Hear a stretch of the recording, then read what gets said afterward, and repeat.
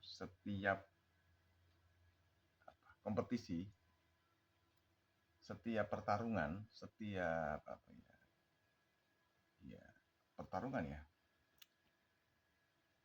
setiap kompetisi ya, apapun itu pasti menghasilkan dua hal, kalah dan menang, berhasil dan gagal, itu pasti. Apapun itu, mau catur, mau apa saja, termasuk bab urusan pekerjaan, urusan karir, urusan kekuasaan, macam-macam. Nah, masalahnya satu, semua itu ada arena ring dan ada luar ring. Kita itu di atas ring tarung sampai berdarah, gigi rontok dan sebagainya, bahkan mungkin meninggal dunia. Itu sakitnya tidak akan mendalam ketika tidak ada kecurangan. Nah, itu. Tapi menimbulkan sesuatu yang perlu diusut dan sebagainya ketika ada kecurangan yang nyata. Gitu ya. Kecurangan nyata. Kalau trik-trik itu tersembunyi itu masih bisa dimaklumi lah. Ada kenakalan-kenakalan yang ya tersembunyi. Misalnya mukul di kebelakangnya tidak boleh, tapi suatu saat kita harus ambil selah begitu untuk memukul belakang sini dengan seolah-olah tidak paham gitu. Ya kita emang kena semprit, tidak apa-apa, tapi kan menang, tapi kan dapat, gitu kan. Minimal melumpuhkan sedikit.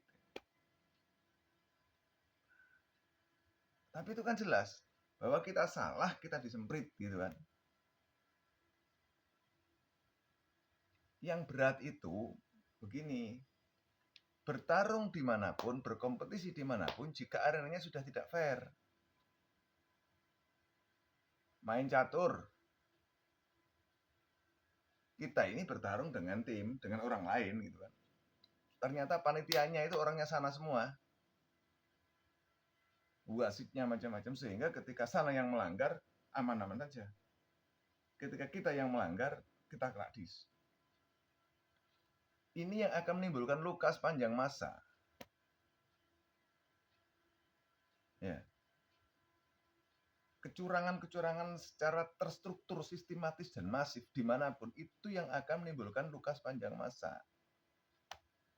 Maka naif sekali, biasanya begini, ketika ada proses pertarungan apa gitu, kalau di ring misalnya tinju itu, kita bersaudara setelah ini ya. Yakinlah, jika tidak ada kecurangan yang TSM, terstruktur, sistematis, dan masif, maka mudah untuk memaafkan itu. Mudah untuk ya. Tapi jika sudah kecurangan itu gila, waduh, itu ngeri Pak itu. Karena, kenapa kok ngeri? Ya karena ada faktor pegel. Bagaimana tidak? Ketika seseorang kemudian ketika proses kontestasi, proses kompetisi ini, yang terhubung dengan kemudian diintimidasi luar biasa. Intimidasi bukan hanya mulut, tapi dikeroyok misalnya. Kalau ada yang ngomong, siapa yang ngeroyok? Ya tidak bisa dibuktikan emang. Mau dibunuh misalnya. Loh, siapa yang mau bunuh? Saya tidak. Ya lidah memang tidak bertulang. Dan tidak akan ada yang bisa mau mengatakan, oh iya saya. Enggak. Kalau enggak begitu ya, yang dibayar untuk melakukan sesuatu itu kan sudah dibayar betul itu. Ya komitmennya nyawa. Mereka tidak akan berani mengungkap ini. Nah sudah ada begitu, kemudian setelah selesai proses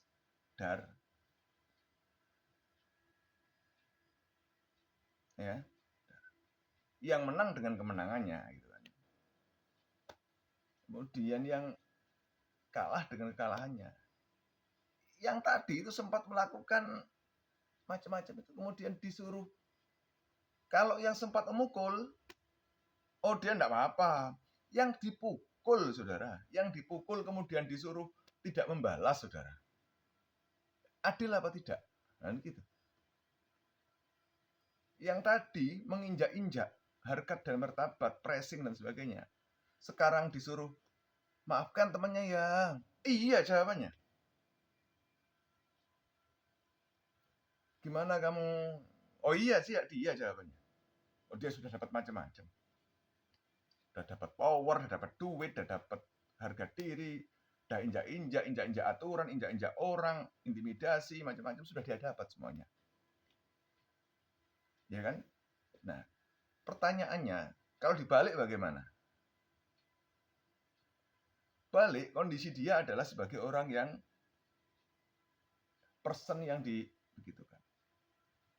Kira-kira bagaimana? Inilah problem yang kemudian menjadikan ya kita itu kadang naif gitu kan. Mulut kita itu bicara keadilan, tapi prakteknya kita bicara kemunafikan gitu kan. Mulut kita bicara keadilan, tapi praktek laku kita itu berbicara kezaliman gitu kan. Nggak bisa ketemu itu sudah. Pada saat kita berkuasa, yang kita ajarkan adalah taat kepada kekuasaan. Gitu kan ya? Taat kepada kekuasaan. Tapi pada saat kita tidak berkuasa dan tidak dapat kue kekuasaan, ya, ini pada saat kita berkuasa, yang kita taatkan adalah, yuk, taat kepada ulil amri. Yuk, taat kepada kekuasaan. Yuk, patuh, yuk, dan sebagainya. Ketika kita punya kekuasaan dan kita dapat kue kekuasaan, kita lakukan. The winner kita. Tapi ketika kita pada kondisi the loser, orang yang tidak punya apa-apa, maka beda kalimat kita. Kita menjadi penyerang pada titik kekuasaan yang kita tidak dapat apa-apa. Kan unik ya. Terus di mana letak yang tadi itu? Nggak bisa kita menggunakan logik. Ayo kita dukung. Nggak bisa, karena orientasi kita itu sebetulnya bukan mengimplementasikan hukum dengan benar. Bukan bicara keadilan dengan benar. Ya. Ada yang begitu. Ya dilihat saja di lapangan bagaimana. Kalau saya bicara kan subjektif nih. Coba apa yang saya sampaikan dirasakan saja.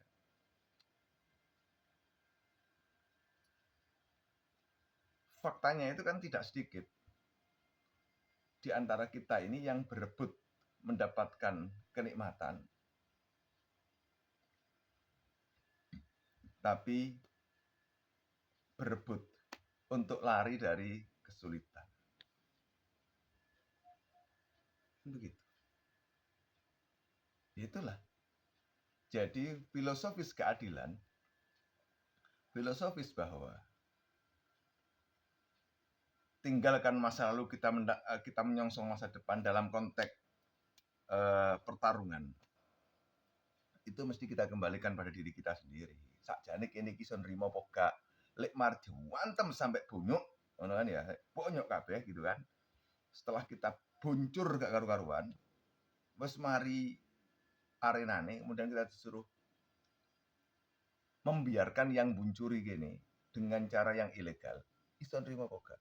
Itu pertanyaan. Iya.